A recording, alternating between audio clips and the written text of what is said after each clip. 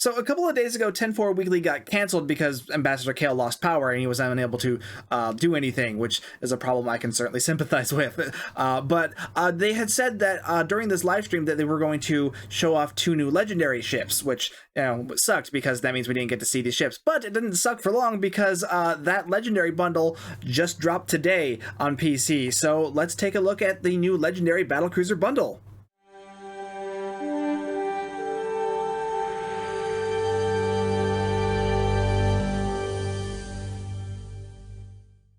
The Legendary Battlecruiser bundle is going to include legendary versions of the Bortasqu, that's the Klingon flagship for Star Trek Online, and the Inquiry, which was introduced in Star Trek Picard. I'm going to do this bundle review in a little bit of a different order than I normally do. I'm going to start out with the Bortasqu and the Avenger, and then we're going to talk about the rest of the bundle and its pricing and all that, because I want to do a bit of a discussion on that. Okay, starting off with the Bortasqu, this is going to be a command battlecruiser, which is going to be nice. It means it's going to be decent for a tank, but also really good for a torpedo build, and we'll see some other features on it. It's going to be a really good torpedo build. Just wait. Now, they formatted this article a little weirder than they usually do, because for this one, they actually put the console and starship trait information before the ship stats, so bear with me here. So, being a legendary Bortasqu, this is going to come with 6 different consoles, because there are 6 different versions of the Bortasqu. So, this is going to come with the flagship tactical computer, disruptor autocannon, dampening wave emitter, Hossus bird of prey, the adaptive energy systems, and subspace snare. So that's the flagship tactical computer, dampening wave, and adaptive energy systems. Those are from the tier 6 set that's available. Those are also available on the variants of the Odyssey and the Scimitar respectively. But the disruptor autocannon, the bird of prey, and the subspace snare, those are from the Bortasqu tier 5 set. So those are unique to the Bortasqus. And something very interesting that the Stow Wiki pointed out just recently while I'm recording this, apparently all of these consoles have been unbound with this set. So both the tier 5 consoles, so that's the flagship technology set, those can be used on any ship now, which is really nice. Like flagship tactical computer especially, that's going to be really nice for any energy weapon setup on any ship now. And even the tier 5 set has been unbound, which that one surprised me. Like, I could see them doing subspace snare and the disruptor autocannons, but I'm curious how the bird of prey is going to work on other Klingon ships, or really just any ship, because it can be worked on any ship now. Now, while the tier 6 consoles, those are all unbound, the tier 5 consoles for the Odyssey and Scimitar, those are still bound to variants of the Odysseys and Scimitar. So those are still locked, but yeah, it's weird to me that these were unlocked, but the tier 5 consoles for the Odyssey and Scimitar are still locked. Hopefully those get unlocked eventually, but we'll see. They might not do that because of the complex animation stuff that is worked into some of those consoles. Like, you know, the Odyssey has the saucer separation, and the Aquarius has its own unique launch. All that is complex animation work that isn't on any other ship. And same with the Scimitar. You know, you get that full set. You get the Thalaron weapon, which again is another complex animation because all the wings open up, and yeah, who knows how that'll work with the other sets. But yeah, the tier 5 Bortasqu set, that is unlocked, which is very surprising. Actually, we have a rare opportunity on the channel because they actually released these ships today, so I already own them. I already bought the bundle. So this is what that console looks like here on the Bortasqu. Just pops right out the back. And then the animation bugs a bit, just like the Aquarius does. And then it goes back in. Flies off. There it goes. Okay, so how's that going to look like on another ship? Well, let's just find out. So here we are on the fleet version of the Klingon support carrier. Let's swap this in anywhere, and where's the button? There it is. Okay, now let's see how that looks on the...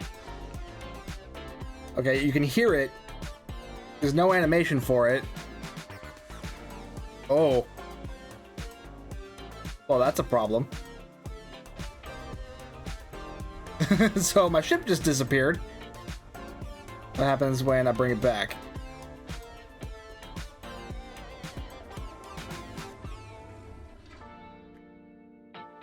Okay, my ship came back. You know what? I've seen that before. Let me try something. Sometimes when you switch ships and don't change instances, there are some issues. So let's change instances and try that again. Okay, new instance. Let's try that again. And you can hear the animation. And the ship disappears again. Okay, that's a problem. Honestly, it wouldn't surprise me if the Jesus Bird of Prey console ends up being rebound to just the Bortasqu variants because of the complex animations that are involved in using it. You know, it's the same reason why the Aquarius or the Chevron separation or the saucer separation on the Galaxy, why those are bound to specific ships, or the sphere separation thing that the what's it called, that the Pasteur has. Yeah, those are all bound to specific ships because they use animations that require unique geometry on certain models. So this one might end up getting rebound. We'll see what happens. But even so, the other 5 consoles being unbound from the Bortasqs and the flagships themselves, that's pretty incredible, and hopefully we'll see a little bit more of that in the others as well. Like I said, I don't think we'll ever see the Aquarius or the saucer separation unbound, but like there's still the Worker Bee console off the Odyssey. But honestly, even just having the tier 6 consoles unlocked, so that's the flagship tactical computer, dampening wave emitter, and adaptive energy systems, even just having those unlocked from the flagships, that's already like a huge thing. Oh, and I should say, you don't have to own the Legendary Bortasqu for those to unlock. If you own any version of the Odyssey or the Scimitar or any of the older Bortasqs, those tier 6 consoles will already be unbound to those ships, so you'll be able to put them anywhere you want. Legendary Bortasqu also comes with 4 starship traits, 3 of which are the older ones from the old T6 versions, plus a new legendary starship trait. The old starship traits are going to be Checkmate, Supercharged Weapons, and Adaptive Hull Plating. Adaptive Hull Plating, that's pointless. You know, it's just not a very good tanking trait. I wouldn't bother with that. Checkmate is okay. It gives a Cat 1 buff to exotic damage and projectile damage, so it's okay for a torpedo build or an EPG build. You know, but it's kind of a budgety trait, and I use the term budgety kind of loosely here, given how expensive this bundle is. But I mean, it's an account unlock at least, so if you're missing some of the other high-end EPG or torpedo build starship traits, that'll work. But Supercharged Weapons is also pretty nice, especially if you mix it in with the Lorca's weapon set from the Discovery Legends reputation, because how it works is it gives a buff to your energy weapons every time you fire a torpedo. So, but with how it works is if you have the 3-piece from the Lorca's set, it'll also count that extra dark matter torpedo you get. So the stacking buff that this thing gives, it'll apply with that extra dark matter torpedo, so you'll be able to get the most out of that starship trait with that set. It's already more detailed than I had planned to go into on those, but yeah, they're old traits. You can find them, you know, their whole description on the wiki. Now, the new trait, this one is called, where is it? Thirst for Battle. What this trait does is anytime you activate Cannon Rapid Fire, Cannon Scatter Volley, or a cloaking device, it'll apply a buff to your flight speed, your turn rate, and your weapon damage. It'll apply for 15 seconds, and then it will have a 15-second cooldown. Now, the duration of this thing will be continually refreshed while the ship is cloaked, which I am not totally sure what that means.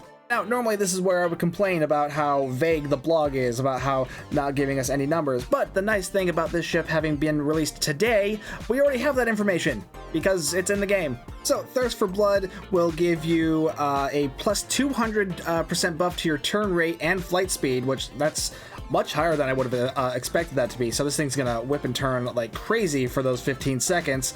And it will also give a plus 40% Cat 1 buff to all outgoing damage. Now, it's only a Cat 1 buff, so it's not going to be as good as like a bonus damage buff, but 40% is still decent even at Cat 1. The fact that it lasts for 15 seconds is a nice duration, and it's really nice that it applies to all damage, not just, you know, a specific type like your energy weapons or even just weapons damage. It'll apply to all damage, so that's everything done by your weapons, by your energy weapons, by your torpedo weapons, by your consoles, your bridge officer abilities, everything. Here, we'll throw out the tooltips for the older traits too, just so you can see them in case you're not familiar with these things, but I'm not going to go into more detail than I already have. Now let's get into the stats of this thing, and as you can already see here, this thing has a 5-3 weapons layout, which is really nice. I feel like that's going to make a lot of you really happy. I know it makes me happy. It also has 4 device slots, which is surprising because it is a battlecruiser, which normally only have 3 device slots. I don't know if that's an error or not. Speaking of errors, in the blog, when it was released, it stated that the Bortasqu only had 2 aft weapon slots, but you can see it has 3. And in fact, the blog has even corrected that, so it does state that it has 3 aft slots in the back, so clearly that was just a typo on the blog. Yeah, all that, it's got 5 engineering slots, 2 science, and 4 tactical, so this is going to be really nice for an isomagnetic setup, so you're going to have a lot of room for isomags, and then even plus additional room for the colony consoles. But at the same time, if you would prefer to go with the Spire consoles, the vulnerability locators and or exploiters, you could still do that because 4 tactical consoles on a cruiser is still a good amount. In the bridge officer seating, obviously we've got a commander level engineering / command ship. That's why I like this ship, because it is going to be really nice for a torpedo build, but also be pretty decent for a tank as well. I'm going to use it for a torpedo build, or you could use it for an energy weapon too, because this thing also has an intel seat. So this is going to be good for, you'll be able to use like override subsystem safeties for extra weapons power, or you can just use them for additional unconventional systems triggers, which are always useful. So yeah, that intel seat is on the Lieutenant Commander tactical seat. There's also a Lieutenant Commander universal seat. Nice amount of universal seating. Lieutenant Commander, that's a good level for that. Lieutenant level tactical and an ensign level science. So like I said, a torpedo build would be more ideal for this, but at the same time, if you're wanting to do an energy weapon build, take a look at my Hyperion Intel Battlecruiser build. You could do something very similar to that on this. Basically, you still have the same amount of intel seating, but instead you have the command ship mechanic, which honestly is better because that way you get access to against all odds. And for the command seat, just throw in suppression barrage. Though, of course, that's assuming you're going with fire at will or scatter volley. Suppression barrage isn't good for single target stuff like beam overload or rapid fire. Oh, speaking of rapid fire, I almost forgot to talk about these. Let's talk about the rapid length disruptor quad cannons that this ship comes with. Okay, I unequipped them so my starship trait information isn't crowding the tooltip. So what these do is every time you defeat an enemy, they will reduce the recharge time of cannon rapid fire by 10% and any category recharge time by 25%. So if you're someone who likes to use both rapid fire and cannon scatter volley, I guess this would be useful, but that's really not something I recommend doing. That you're really just better off going with like a withering barrage to extend your duration of scatter volley, or if you're using rapid fire, you just go for the kill. But again, scatter volley is way better and it's easier to get the trait for that one. So I'm not impressed with this, and just reducing the cooldown of the one rapid fire and the other firing modes in that category. Again, not impressive when you look at something like an Ox to Bat build or improved Photonic Officer or the Boimler effect, which those will reduce the cooldowns of all your bridge officer abilities, not just your firing modes. So this just feels redundant. If you're wanting to use a quad cannon, just use the old disruptor quad cannon. It's going to be more powerful than this thing. Okay, let's go back to the blog for some more specifics. This thing's going to have a hull modifier of 1.5, so very tanky hull.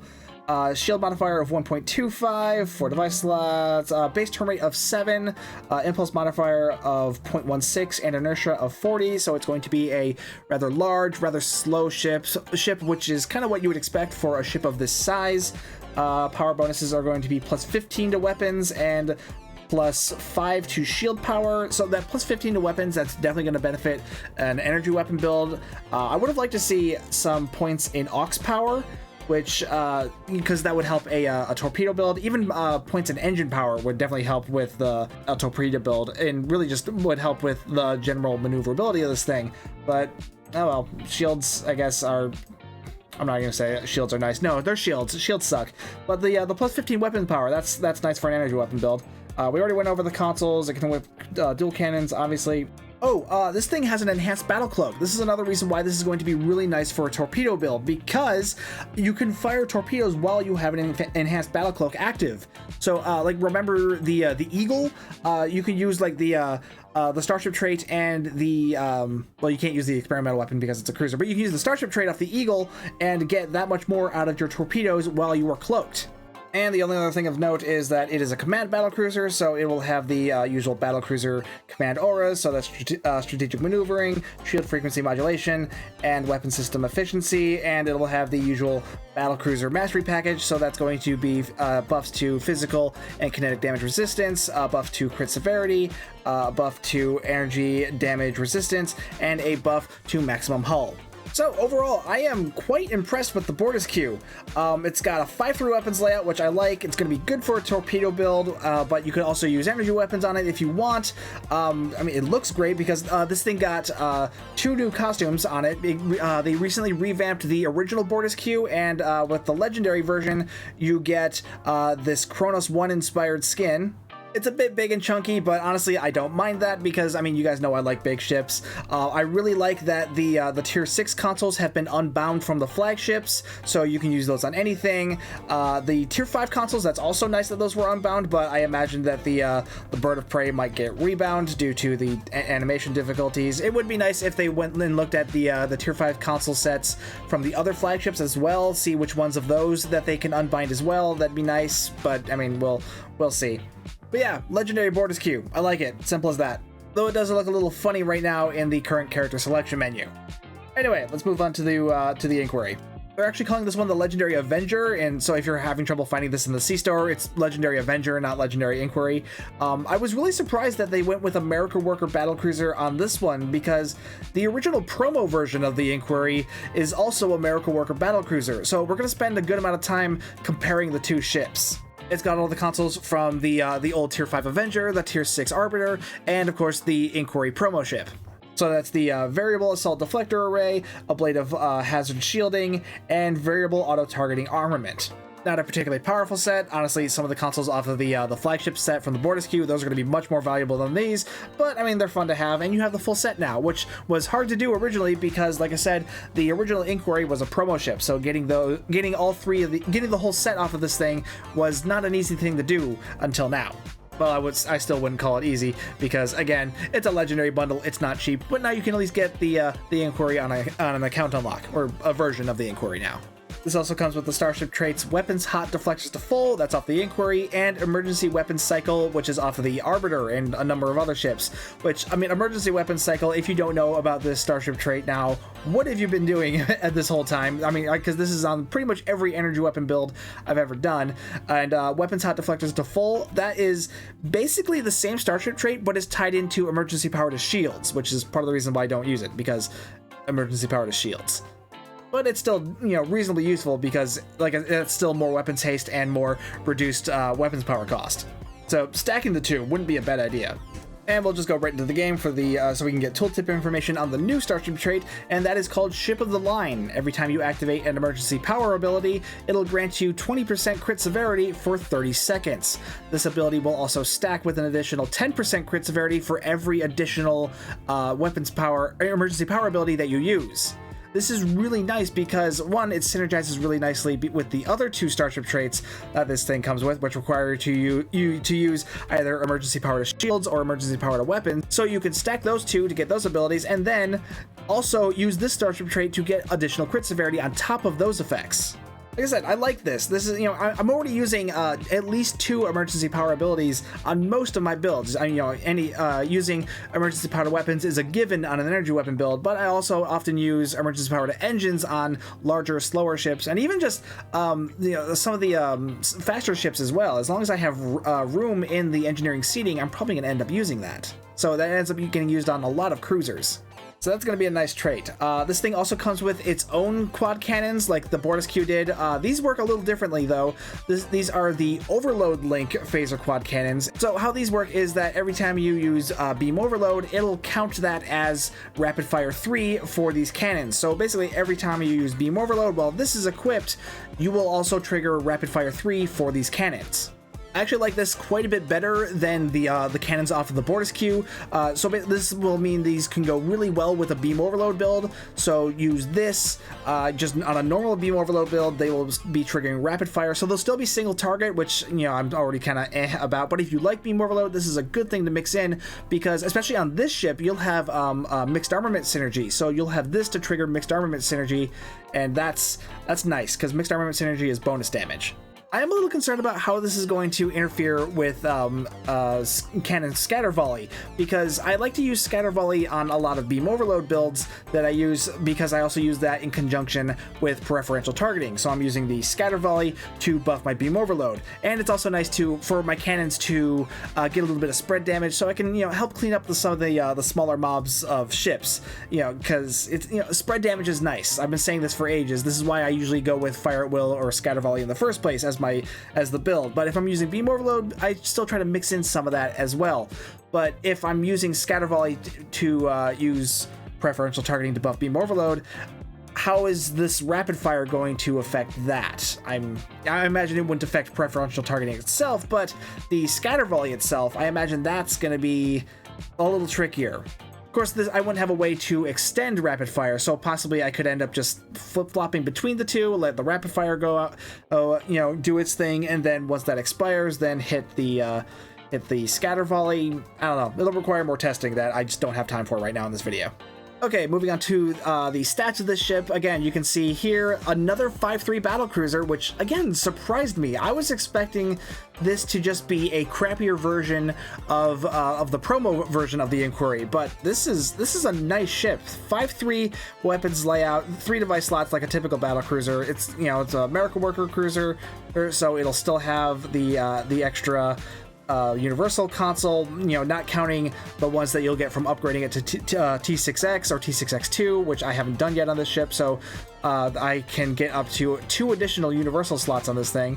But one of the big differences you'll see here is that from the promo version, this one has 5 tactical consoles and only 4 engineering consoles. It's the reverse on the promo version. The promo Inquiry has 5 engineering and 4 tactical, but this has 5 tactical and 4 engineering. So this is actually going to be a bit better if you're going for the Spire consoles. So if you're still using, vulnerability locators and or exploiters, you're going to have a room for an extra one of these, those compared to what you would have available on the promo version of the Inquiry. Now for the seating, again, the seating isn't bad on this thing. Full America Worker, obviously, because it's a full America Worker ship, that's on the engineering seat, but it's also got a Lieutenant Commander Intel seat. Now, I would have liked that on a different seat than the science seat, so you're really not going to get any additional unconventional systems triggers than you would have gotten already, but still, that's a nice setup. Okay, we're going to look at the rest of the stats, and then we'll do some closer comparisons to the original version of the Inquiry. So this one, again, another 1.5 hull modifier. That's really high, only 0.8 in the shield, so it's very high in hull, pretty low in shields, which that's exactly what I like. 5.3 weapons layout, we already went over that. Turn rate of 12, which is pretty decent for a battlecruiser. Impulse modifier of 0.15, so it's going to be kind of slow, but of inertia rating of 55, it's going to be so it's not going to drift very far, but it's going to be kind of slow in actually moving from one place to another. Power modifiers, plus 20 to weapons power, plus 5 to shields, and plus 5 to engines. Again, nice weapons power setup, mostly in the weapons, so that's exactly where you want it, especially on America Worker ships, so you're going to be getting more out of your energy weapons that much more, because America Worker is really nice for energy weapons because of narrow sensor bands. We already went over it can equip dual cannons, which is uncommon for Fed cruisers, but not so much for battle cruisers, so I guess that's really not that unusual. It's got we talked about the quad cannons, got the innovation mechanics, and again, the typical cruiser auras and the cruiser mastery, which we went over in the Bortasqu. Okay, so this is both versions of the Inquiry side by side. This is the Legendary, this is the promo version. As you can see in the actual stats here, very similar setups. This one's upgraded to T6X, so I X'd out what shouldn't be there if this is only going to be tier 6. So nearly the same, it's just the only difference is this extra engineering console has been moved down to the tactical consoles for the Legendary versions, which I imagine most of you are actually going to prefer. I fully bought into the ISO mags, so I actually like the extra engineering seat, but I imagine a lot of people are still going to be are still going to prefer this. And the fact that there's so little changes everywhere else is really nice. Now, in the bridge officer seating, the promo version, it has a little bit more flexibility in the universal seating, but at the same time, you're going to use up a lot of that universal seating with the Intel stuff. I didn't use as much here, but I could easily throw in another Intel ability here, whereas over here, I'm going to have more flexibility here to use that for other means. Plus another thing I really like about this one is this has a Lieutenant Commander science seat. I'm going to have room for gravity well on the Legendary version. I don't have room for that over here, because I've got to use this one at least for this build, I've got to use this one as a tactical seat to keep everything that I like. Now for the more specific stats, the Legendary version has higher hull, whereas the promo version has higher shields, so point for the legendary. Turn rate is higher on the legendary. Impulse modifier is the same. The inertia is higher on the legendary, and the weapons and the bonus power. Weapons power is higher on the legendary. The promo version only gets plus 15 to weapons power. Now it's just a matter of who's going to have more unconventional systems triggers. Here I would use Gravity Well, then those two intel abilities, so it'd be Viral Impulse Burst, and what's the other one called? Ionic Turbulence. Then I could throw Tractor Beam and Scramble Sensors up here, and then I'd still have Emit Unstable Warp Bubble here. Whereas over here, I could use the same intel abilities here, and I'd probably move Torp Spread up to the Lieutenant Commander seat and ditch Attack Pattern Omega. So I'd have 2 there, and then I still have the 1 in the engineering slot that still have Emit Unstable Warp Bubble, but I'd still only have 3 of those science seats. I wouldn't have Gravity Wells. So that is 5 unconventional systems triggers compared to the 6 I'd have on the Legendary Avenger. So really the only downside with the Legendary version is that I'm going to be down 1 isomagnetic console, which is more of a me issue, because I know most of you are still sticking with the Spire consoles, so I imagine you're going to prefer the extra tactical console. Not to say that the Legendary version is going to struggle with isomags, because I've still got 4 consoles here, plus the Universal, plus 2 more Universals that I have if I upgrade this thing up to Tier 6X2. So, honestly, in my opinion, the Legendary version has better bridge officer seating, better maneuverability, and while I still would prefer that extra engineering console, I feel like most of you are going to prefer the extra tactical console. Honestly, between the two, I'd say the Legendary Avenger wins. Plus, that's not even taking into account that the Legendary version is going to have the console and trait off of the promo version, plus that of the Arbiter and Avenger. So I guess the only thing left to say is rip to anyone who picked up the Inquiry for their event campaign prize this year, because honestly, I think most of you are going to like the Legendary better. Though, of course, you can't pick up the Legendary for free. This is only going to be available in this Legendary bundle. Oh, I should also point out the new skins before I move on, because not only is there a new version of the Inquiry skin available on the Legendary version of the ship, but also the Avenger got a revamp. Yeah, the old Tier 5 Avenger, this thing got a revamp, so it is now using the Odyssey hull, and the actual model itself got various little upgrades, little tweaks that I really like. I've always loved the look of the ship. It really speaks to me, It's very similar to like the classic Constitution in terms of just general layout, but it's a bit meaner looking, a bit tougher looking, a little bulkier, but still very much fits in the 2409 aesthetic. And yeah, I've always liked this ship. I even have the Eagle Moss model. It's in a box somewhere because I haven't had a chance to rearrange. But yeah, really like this ship, and I am so glad that it has been brought up to modern visual standards because it's so pretty. And this also includes the new Inquiry model. It's a bit lighter than the original one. It's also got a few other details that the original one didn't have, one of which is a main deflector dish. This one actually has a deflector dish, which I am so happy about. This one was, I actually did a video on this skin a while ago when it was first shown off online. One of the designers from Star Trek Picard actually uploaded images of this to his Mastodon page, and I did a video covering that, basically saying, please, when can we have this in stow? And well, now we have an answer, because it's finally here. Now, I do have some nitpicky gripes about this ship, because overall it looks gorgeous, but like if you zoom in on the main deflector, this portion right here, it's clearly just floating, and that kind of bugs me. More on that. Also, the delta is kind of squish, and that bugs me too. Also, this part of the pylon seems to be kind of clipping over here, and it sticks out like a sore thumb. Kind of wish that had been kind of smoothed out a little bit, but at the same time, this is likely just how it was sent over from Picard, because what they did for season 2 and 3 with this model is they literally modified the actual stow model. So they modified this so given that the Inquiry wasn't going to get a close-up shot, they likely didn't bother fixing these details in the original studio model, so this is probably how it was sent to stow. So really can't fault Cryptic on that. It's just I really wish those had been fixed. Like, I wish the delta had been fixed a little bit, maybe move this entirely a little bit, maybe like more down here. No, that really wouldn't work, but I don't know. Do something with that. And yeah, do something with the deflector so this this bit isn't just floating there. Make it like, you know, put something in the back so that's like connected to the rest of the hull. But overall, like, those details aside, this is still a really gorgeous ship, and I'm pleased that this model is finally in the game, because like I said, I literally did a whole video hoping that it would end up in the game, and now here it is, so yay. Though that said, I still kind of like the Avenger more, because I don't know, it's Stowe nostalgia for me. I always liked this ship, and now that it's been updated, it's just even prettier, and yeah, I'm probably going to be using this skin more on this ship than anything else. Though I will say I was disappointed that the old Avenger hull material didn't get any touch-ups or anything like that, so it still kind of looks the same as it did back in the day. So it's very old looking, very which in comparison to the Odyssey hull material, which is much nicer looking, so this is kind of a shame. Actually, the Avenger can't even use the Cassiopeia hull pattern, which is what this template uses for, that's what the Avenger uses, and it's what the Odyssey should be using. I don't know if they ever fixed that template or not, but yeah, it's the Cassiopeia pattern here.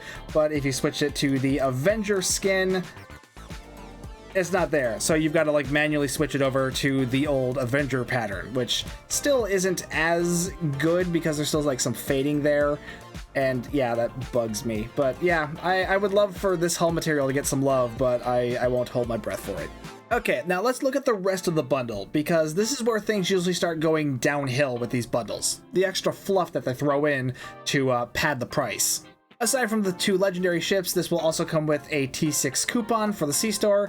It'll come with 3 experimental upgrade tokens that will be able to upgrade a ship to T6X or T6X2 if you have enough of them.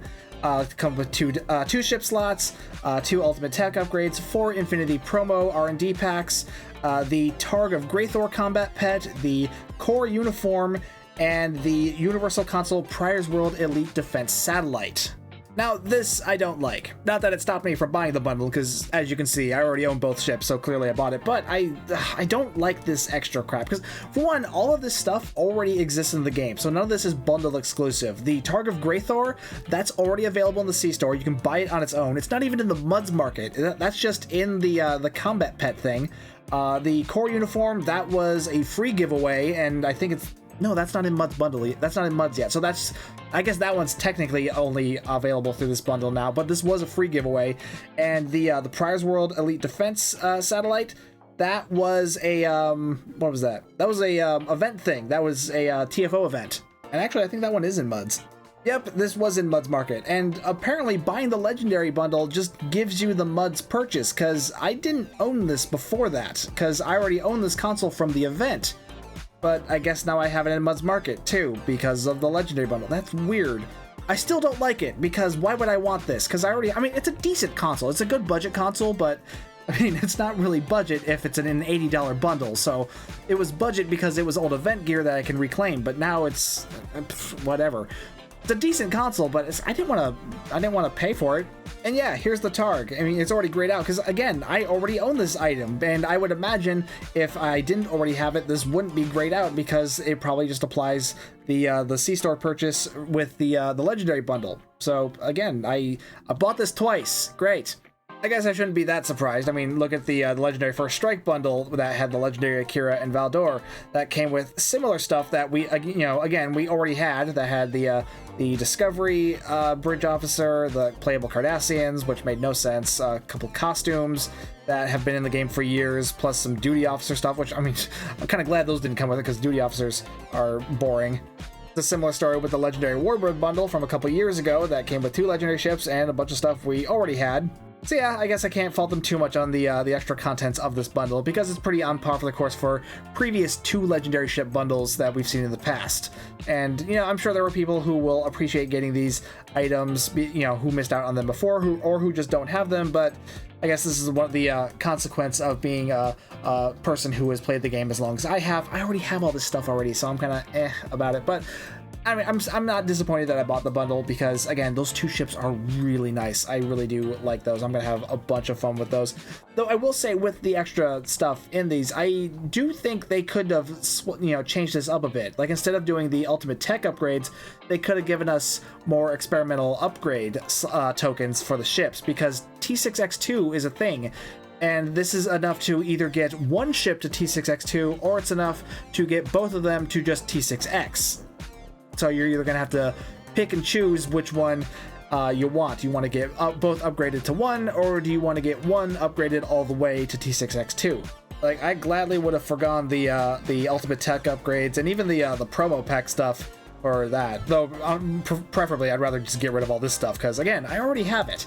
Now, the last thing to talk about is the price, because this bundle is going to be 12,000 Zen, which, again, is pretty par for the course, looking at the previous two bundles of this format. So, yeah, 12,000 Zen. It is currently 30% off for this week, so get that while you can. So that means it's going to be marked down from 12,000 Zen to 8,500 Zen, which still is a lot of money, but it's better than 12,000. Though I would like to point out again, I pointed this out with the Legendary First Strike bundle. That one was also marked down to 30% at launch, but the Legendary Warbird bundle, that was available for 35% off on its initial release. Cryptic, do you think we forget these things? Because the Stow Wiki's a thing. The Stow Wiki always remembers. I mean, I know it's only like a $6 difference, but still, it's the principle of the matter. It's rude. So yeah, overall, I do like the bundle, and it is largely due to the contents of the ships themselves. These are good ships. They have good traits on them. They've got good gear on them. Yeah, I feel like especially if you don't have the previous versions of the Bortasqus or any of the other flagships, or if you don't have the Inquiry itself, like if you've been eyeing the Inquiry, the promo Inquiry, honestly, the Legendary one might be a little better for you, honestly, because one, you're gonna have all the stuff from the previous versions, and for all the reasons I went over this, it does have some points where it's actually kind of a little better than the promo version. Like I said, the only thing I wish it still had the 5 engineering consoles, but again, that's really more of a me thing, because I like the ISOMEG consoles, and I know most of you don't care to go through the effort of actually getting them, because they're a grind. Like it's either a lot of grinding in Elite TFOs, or it's a lot of EC to spend on the exchange. So yeah, I imagine most of you are sticking with the Spire consoles, which in that case, you're probably gonna like this one better. Fun fact, this is the first version of the Bortasqu that I've ever owned. Like, I never bought any of the Tier 5 or Tier 6 versions, so this is the first one I've got, and I look forward to playing around with this thing, and oh, I'm so glad that it is. Man, this thing is a full command ship, and it has an enhanced battle cloak. Seriously, especially on a non-Romulan ship, that is just kind of crazy in my brain, because, oh, that's such a great setup, and I can't wait to put a torpedo build on it. So yeah, that is the Legendary Battlecruiser bundle. Like I said before, I am very impressed with the ships themselves. They are very nice, really good for, the Inquiry is going to be really good for an energy weapon build, and you could go that direction on the Legendary Bortasqu as well, but that is going to be better suited for a torpedo build. Anyway, let me know what you guys think of the ships in the comments down below. Are you into them, or are you passing on this bundle? Let me know in the comments, and while you're down there, be sure to like and subscribe and hit the bell for notifications. If you would like to further support the channel, you can hit that join button to become a member, or you can hit the super thanks button, or you can find the link to the merch store in the video's description. If you're ever shopping on the Epic Game Store, be sure to use my content creator code STU1701 while you're checking out. It doesn't cost you anything extra, but it does help me out, and I do appreciate that. That is content creator code STU1701. Either way, thank you so much for watching. My name's Stu, and I will see you guys next time.